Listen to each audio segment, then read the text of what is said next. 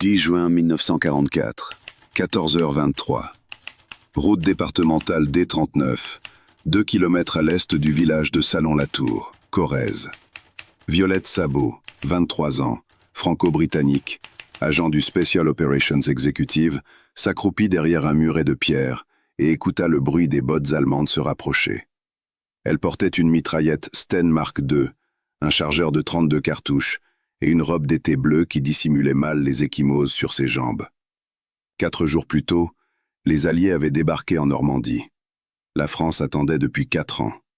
Violette était revenue pour la 2e fois en territoire occupé, parachutée de nuit avec pour mission d'organiser la résistance locale et de saboter les lignes de communication allemandes avant que les renforts n'atteignent le front.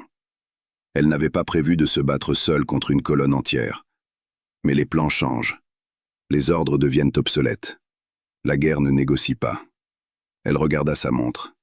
14h24. Les Allemands arrivaient. Elle vérifia le chargeur de la Sten. 32 balles. Un seul chargeur. Pas de renfort. Pas de retraite possible. Le muret mesurait 90 cm de haut.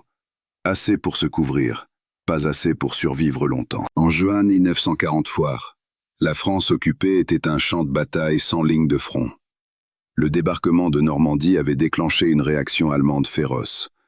Des divisions entières remontaient depuis le sud vers les plages. Les routes étaient contrôlées, les villages fouillés. Les membres de la résistance traquaient avec une efficacité brutale qui ne laissait aucune place à l'erreur. La Wehrmacht et la Gestapo opéraient conjointement. Patrouilles constantes, barrages routiers inopinés, rafles nocturnes. Les civils soupçonnés de collaboration avec la résistance disparaissaient. Certains étaient interrogés et relâchés. D'autres n'étaient jamais revus. Le Special Operations Executive britannique avait parachuté des centaines d'agents en France depuis 1940. Leur mission était simple sur le papier. Organiser, saboter, transmettre. Dans la réalité, cela signifiait vivre sous une fausse identité, éviter la Gestapo, coordonner des groupes de résistance souvent désorganisés et survivre assez longtemps pour que les informations atteignent Londres. Chaque agent portait une capsule de cyanure cousue dans la doublure de ses vêtements. Utilisation en dernier recours. Si la capture était certaine, si la torture commençait, si la trahison devenait inévitable, la capsule offrait une sortie définitive. Certains agents l'utilisèrent. D'autres ne purent pas l'atteindre à temps. L'espérance de vie moyenne d'un agent SOE en France occupée était de 6 semaines. Violette Sabot avait déjà survécu plus longtemps lors de sa première mission, en avril 1944. Elle avait établi des contacts avec des cellules de résistance dans la région de Rouen, transmis des renseignements sur les mouvements de troupes allemandes, identifié des cibles de sabotage, coordonné des parachutages d'armes et d'explosifs. Elle était revenue en Angleterre sans être capturée, ce qui était suffisamment rare pour être noté dans son dossier. Le 7 juin 1944, 3 jours après le jour J, elle avait accepté de repartir. Cette fois, la mission était plus urgente, plus dangereuse, plus vitale pour la survie du débarquement. Les Allemands déplaçaient la 2e Panzerdivision SS Das Reich depuis Montauban vers la Normandie. 9000 hommes, 200 chars, 15 000 tonnes de munitions et de carburant. C'était l'une des divisions blindées les plus redoutées de la Wehrmacht. Vétéran du front de l'Est, expérimenté dans le combat urbain, le combat anti-char et les opérations de contre-offensive rapide. Si cette division atteignait le front avant que les Alliés ne consolident leur position, le débarquement pourrait échouer. Les plages étaient encore vulnérables. Les têtes de pont mesuraient à peine 15 km de profondeur. Une contre-attaque blindée massive au bon moment pouvait repousser les forces alliées dans la mer. Eisenhower le savait. Churchill le savait. Les planificateurs à Londres avaient calculé que chaque jour de retard infligé à la Das Reich augmentait les chances de succès du débarquement de 8%. 10 jours de retard signifiaient 80% de chances supplémentaires de tenir les plages. C'était une équation simple. Retarder l'ennemi sauvait des vies alliées. Violette devait coordonner les sabotages ferroviaires avec les groupes de résistants locaux. Faire sauter des ponts, miner des routes, détruire des dépôts de carburant, couper les lignes téléphoniques, attaquer les convois isolés. Chaque action, même mineure, obligeait les Allemands à ralentir, à sécuriser les routes, à déployer des troupes pour protéger leurs arrières au lieu de les envoyer au front. Retarder l'ennemi assez longtemps pour que les plages tiennent. C'était la mission. Simple. Impossible. Nécessaire. Le problème était simple. Les Allemands le savaient aussi. Après le débarquement, chaque route était surveillée. Chaque véhicule suspect était contrôlé. Chaque passager interrogé. La Gestapo et la Wehrmacht intensifiaient les patrouilles dans toute la région. Les représailles contre les civils soupçonnés d'aider la résistance étaient immédiates et publiques. Des villages entiers étaient brûlés. Des otages exécutés. La terreur était une doctrine opérationnelle. Violette voyageait avec Jacques Dufour, un résistant français qui connaissait les routes secondaires et les chemins forestiers permettant d'éviter les barrages. Ils avaient quitté Limoges dans une Citroën traction avant volée, portant de faux papiers et des vêtements civils. L'objectif était d'atteindre à Maki près de Sussac, à 40 km au sud-est, pour livrer des explosifs et coordonner les actions contre la Das Reich. À 14h15, ils avaient traversé un pont sur la Vienne sans incident. À 14h20, ils avaient aperçu la colonne allemande. Camions, half-tracks, soldats à pied. Une unité de reconnaissance remontant vers le nord. Dufour avait tourné la Citroën sur un chemin latéral, espérant contourner la colonne. C'était trop tard. Les Allemands avaient vu la voiture. Des ordres avaient été criés. Des moteurs avaient accéléré. À 14h23, Violette et Dufour avaient abandonné la Citroën et couru vers le muret de pierre le plus proche. Dufour portait un revolver, 6 balles. Violette portait la Sten, 32 balles. Une question restait. Comment arrêter 50 soldats avec 38 balles? Violette n'était pas une combattante de formation. Elle était née à Paris en 1921, fille d'un chauffeur de taxi britannique et d'une couturière française. Elle avait grandi entre Paris et Londres, parlant français et anglais couramment, aidant sa mère dans l'atelier de couture avant de travailler dans des magasins londoniens. Rien dans son enfance ne laissait présager qu'elle deviendrait un agent secret. Elle aimait danser, sortir avec ses amis, rire, vivre une vie normale. En 1940, elle avait rencontré Étienne Sabot à la Bastille des Parades à Londres. Étienne était légionnaire français, engagé dans les forces françaises libres après l'effondrement de la France. Grand, élégant, parlant de la guerre avec une gravité qui fascinait Violette. Ils s'étaient mariés en août 1940, lors d'une cérémonie rapide, sachant qu'Étienne repartirait au combat dans quelques semaines. Leur fille, Tania, était née en juin 1942. 3 mois plus tard, Étienne était mort à El Alamein, tué par un éclat d'obus lors d'une attaque contre les positions allemandes en Égypte. Le télégramme était arrivé un mardi matin. 5 lignes. Nous avons le regret de vous informer. Violette avait 21 ans, veuve, mère, furieuse d'une rage froide qui ne s'éteignit jamais complètement. Elle s'était engagée dans l'Auxiliary Territorial Service, puis avait été recrutée par le SOE après qu'un officier de recrutement eut remarqué son bilinguisme parfait et sa détermination implacable. L'entraînement du SOE était brutal, conçu pour briser les faibles et forger les autres en armes vivantes. Parachutisme de nuit, maniement des armes légères et lourdes, technique de combat rapprochée, survie en territoire hostile, résistance aux interrogatoires sous contraintes physiques et psychologiques, cryptographie, fabrication d'explosifs, sabotage ferroviaire et industriel. Violette avait excellé dans tout sauf le parachutisme, qui la terrifiait. L'idée de sauter dans le vide depuis un avion en vol déclenchait chez elle une panique qu'elle ne parvenait pas à contrôler rationnellement. Mais elle avait sauté quand même. 2 fois. Une fois en avril 1944 pour sa première mission. Une fois en juin 1944 pour la seconde. Elle s'était forcée à franchir la porte de l'avion parce qu'elle croyait qu'une mission réussie valait plus que la peur de tomber. Elle croyait aussi que tuer des Allemands vengeait Étienne. Ce n'était pas de l'héroïsme romantique. C'était de la logique froide, appliquée à une douleur qui ne guérissait pas. Chaque Allemand qu'elle aidait à retarder ou à tuer était un calcul, une dette remboursée, une vie échangée contre celle d'Étienne. 14h34. Les Allemands étaient à 50 mètres. Violette arma la Sten. Le mécanisme cliqueta sèchement. Le ressort de retour était usé, comprimé par des centaines de cycles de tir. L'arme avait tendance à s'enrayer après chaque rafale prolongée, le percuteur refusant de revenir en position correctement. Elle le savait. Tous les agents du SOE le savaient. La Sten Mark II était bon marché, facile à fabriquer dans des ateliers clandestins, simple à utiliser même pour des combattants non entraînés. Elle coûtait 2 livres sterling à produire. Un fusil Lee Enfield coûtait 10 livres. La Sten était une arme d'urgence, conçue pour armer rapidement des résistants dans toute l'Europe occupée. Elle était aussi imprécise au-delà de 50 mètres, sujette aux enrayages si le chargeur était sale ou déformé, et produisait un recul latéral qui rendait difficile de maintenir une ligne de tir stable lors de rafales prolongées. Mais à courte portée, avec des rafales contrôlées de 3 à 5 coups, elle pouvait tuer efficacement. Violette visa le premier soldat allemand à apparaître au coin du chemin. Un fantassin portant l'uniforme gris-vert de la Wehrmacht. Fusil Kar 98K à l'épaule.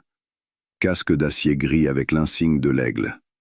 Il criait des ordres à ses camarades derrière lui, pointant vers le muret où Violette s'était cachée. Violette centra le guidon de la Sten sur le centre de masse du soldat. Elle expira lentement, pressa la détente. Une rafale de 3 coups. Le recul remonta dans ses épaules. Les douilles éjectées tintèrent contre les pierres du muret, tombant dans l'herbe sèche. Le soldat s'effondra en avant, lâchant son fusil, ses mains cherchant instinctivement la blessure dans sa poitrine. Les autres plongèrent à couvert derrière un talus, des arbres, un camion arrêté 50 mètres plus loin. Violette se baissa derrière le muret. Des balles frappèrent la pierre avec des impacts secs qui faisaient vibrer la structure entière. Des éclats volèrent. De la poussière de calcaire retomba sur ses cheveux, ses épaules. Elle compta mentalement.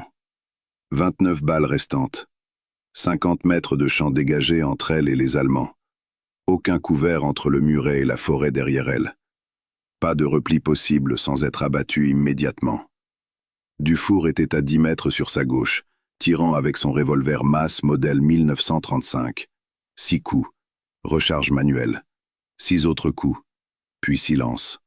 Son revolver était vide. Il n'avait pas de munitions supplémentaires. Les agents SOE voyageaient légers, portant seulement ce qui pouvait être dissimulé sous des vêtements civils. Violette était maintenant seule. 29 balles dans une Sten défectueuse contre une colonne allemande qui comptait désormais au moins 50 hommes armés. Les Allemands avançaient par bonds. 3 soldats se levaient, couraient 10 mètres, se jetaient à terre. 3 autres suivaient. Tactique d'infanterie standard, efficace, imparable sans soutien lourd. Violette se redressa, visa, tira une rafale de 4 coups. Un soldat tomba. Les autres répondirent par un feu nourri. Des balles frappèrent le muret, la terre, l'arbre derrière elle. Violette se baissa de nouveau. 25 balles restantes. Elle sentait la chaleur du canon de la Sten contre sa paume. Le métal vibrait. L'arme n'était pas conçue pour des rafales prolongées. Elle surchauffait. Le mécanisme se grippait. Violette savait qu'elle avait peut-être 3 rafales avant que l'arme ne refuse complètement de fonctionner. Elle regarda Dufour. Il était couché à plat ventre, les mains sur la tête. Désarmé, impuissant. Elle regarda les Allemands. Ils continuaient d'avancer. 15 soldats maintenant visibles. D'autres arrivaient par la route. Elle entendait les moteurs des camions, les ordres criés en allemand, le bruit métallique des culasses de fusil. Elle avait 2 choix. Se rendre maintenant, ou continuer de tirer jusqu'à ce que la Sten s'enraye et que les Allemands l'atteignent de toute façon. Violette choisit de tirer. 14h26. Violette tira une rafale de 5 coups, puis une autre de 3.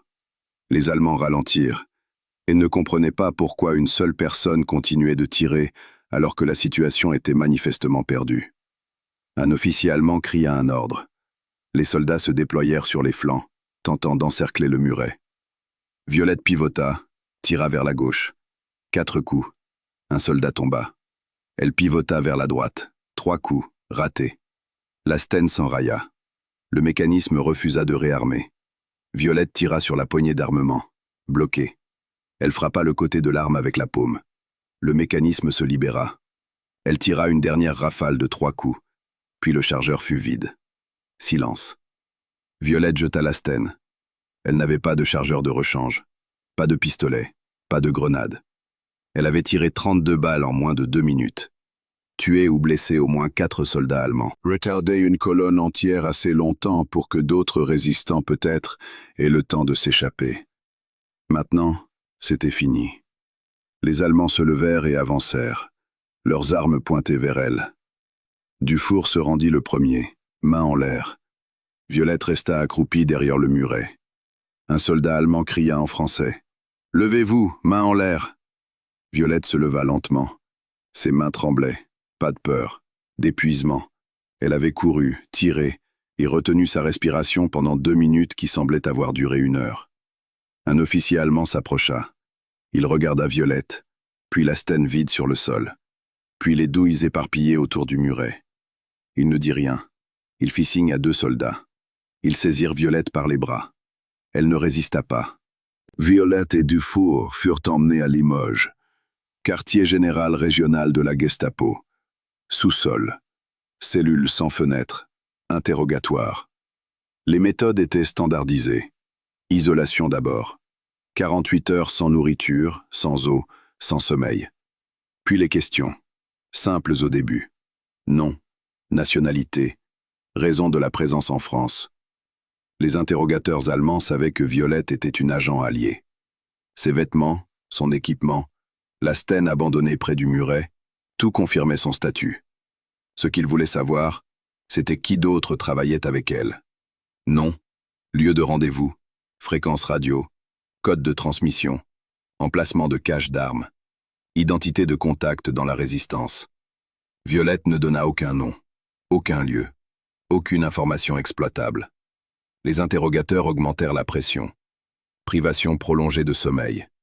Debout contre un mur pendant des heures. Coups répétés avec des matraques en caoutchouc qui ne laissaient pas de marques visibles, mais provoquaient des douleurs internes prolongées. Menace d'exécution immédiate. Simulation d'exécution avec des armes déchargées pointées sur sa tête. Isolement sensoriel complet dans des cellules obscures et silencieuses pendant des jours. Violette resta silencieuse. Elle avait été entraînée pour cela. Les instructeurs du SOE avaient simulé des interrogatoires brutaux pendant la formation.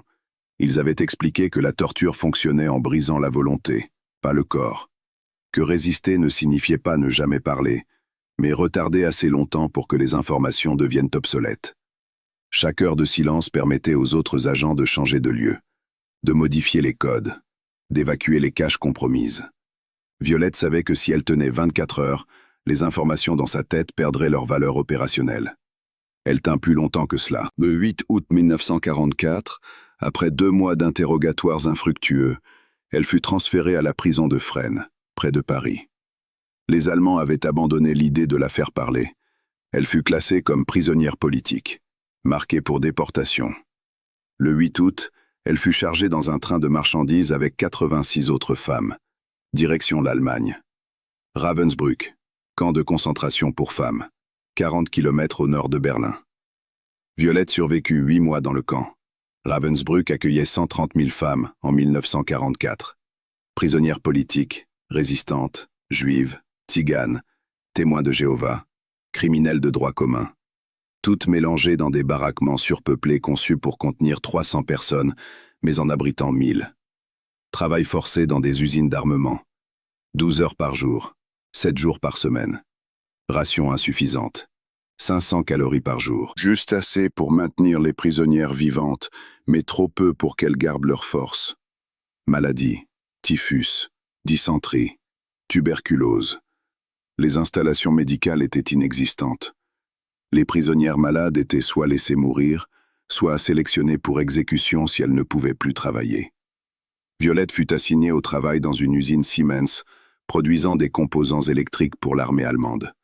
Elle assemblait des circuits, des câbles, des pièces dont elle ne connaissait pas la fonction finale. Le travail était monotone, épuisant, et effectué sous la surveillance constante de gardes armés. Sabotage était puni par pendaison publique. Ralentissement délibéré de la production par exécution immédiate. Les prisonnières qui survivaient à Ravensbrück n'étaient pas les plus fortes physiquement. C'étaient celles qui trouvaient des raisons de continuer. Un souvenir, un visage, une promesse faite à quelqu'un qui attendait dehors. Violette pensait à Tania. Sa fille avait 2 ans quand Violette était partie pour sa dernière mission. Maintenant, elle en avait presque 3. Violette ne savait pas si Tania se souvenait d'elle, si elle comprenait pourquoi sa mère était partie, si elle grandirait en connaissant la vérité ou seulement une version édulcorée destinée à protéger une enfant de la réalité brutale de ce que sa mère avait fait et enduré. En janvier 1945, les forces soviétiques avançaient vers Berlin. Le front de l'Est s'effondrait. L'armée rouge était à moins de 200 km de Ravensbrück. Les autorités du camp commencèrent à détruire les preuves. Dossiers brûlés, documents falsifiés, exécutions accélérées de prisonnières considérées comme témoins dangereux. Les agents alliés capturés figuraient en haut de cette liste.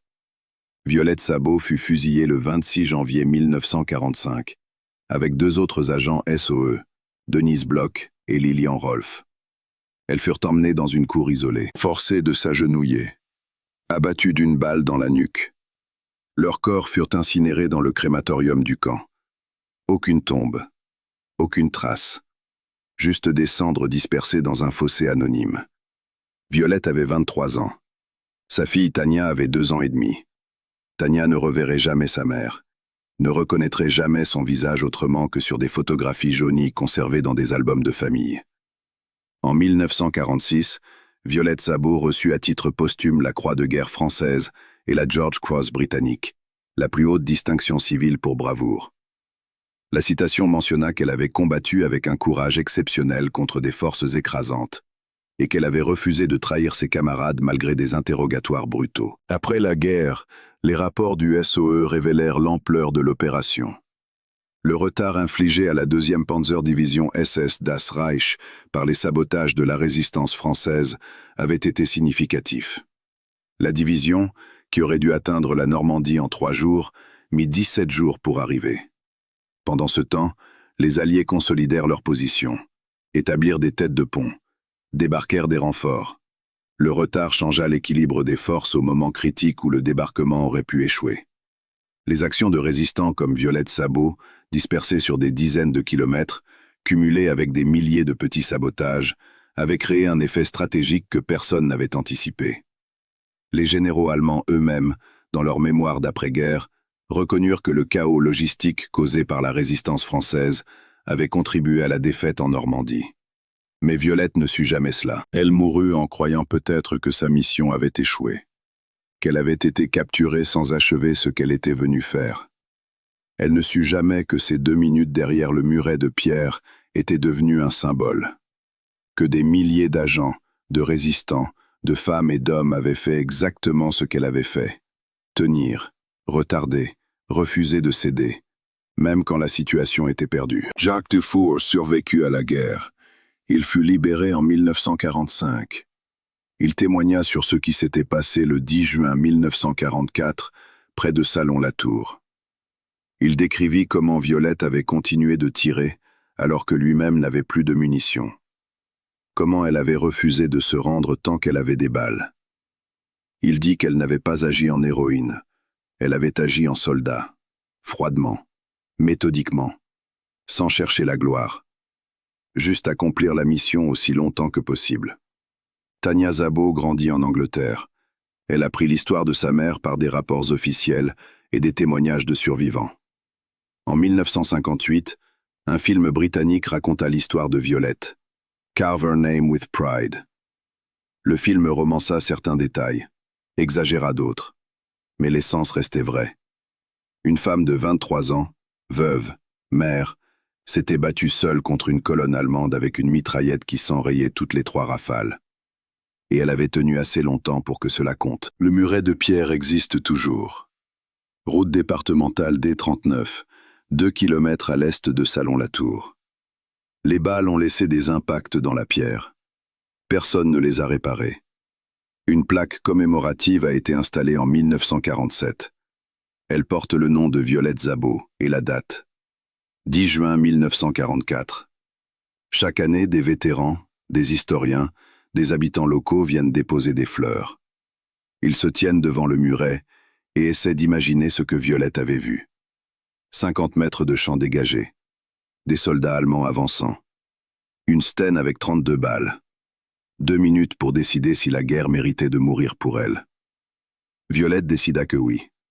Pas parce qu'elle croyait qu'elle gagnerait, mais parce qu'elle croyait que tenir, même pour 2 minutes, valait plus que survivre en se rendant sans combattre. La guerre ne fut pas gagnée par des gens qui survécurent.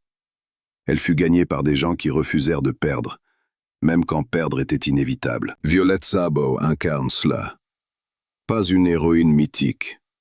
Juste une femme qui avait 32 balles et qui décida de toutes les tirer. L'histoire ne change pas. Les détails restent les mêmes. 10 juin 1944, 14h23. Un muret de pierre, une stène qui s'enraye, et une femme qui refuse de se rendre tant qu'elle peut encore appuyer sur la gâchette. C'est tout. C'est suffisant.